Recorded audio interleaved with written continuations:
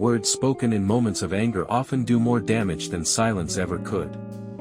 This is because, in anger, the heart speaks faster than wisdom. And nowhere is this more dangerous than in marriage.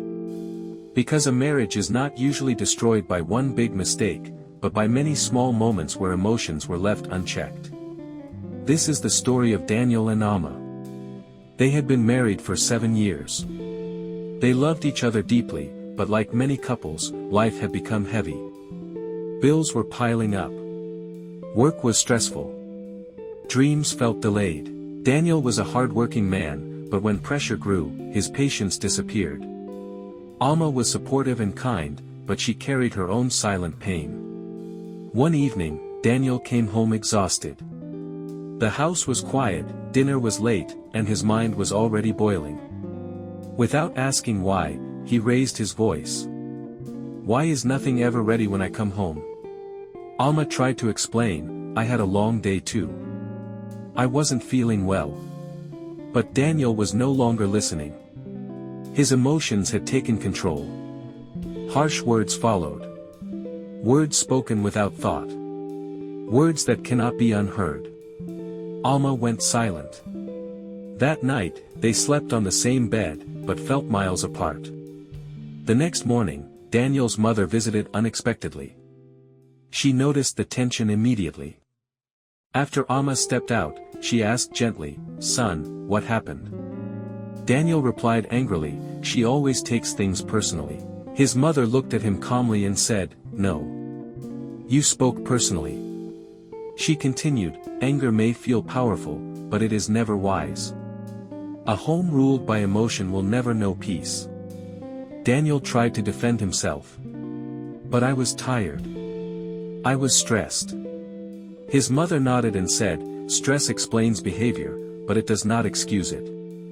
Then she said something that stayed with him, "You did not hurt your marriage because of the situation. You hurt it because of your reaction." That sentence hit him harder than any argument ever had. That evening, Daniel sat alone and reflected. He realized something painful but true. Every time anger spoke for him, love went silent. He noticed a pattern. He reacted before thinking.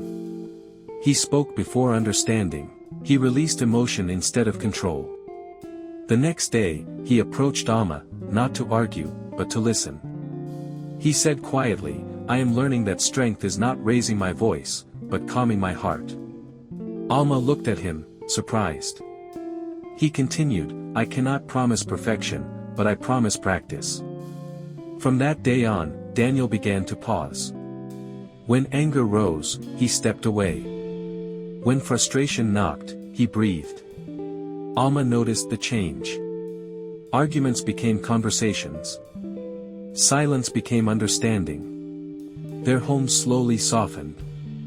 Daniel learned that patience is not weakness. It is discipline.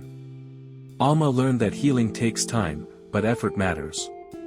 Their marriage didn't become perfect. But it became peaceful.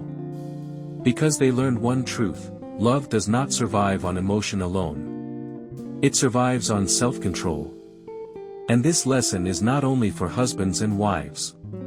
It is for anyone who loves, anyone who speaks, anyone who reacts. Emotions are natural.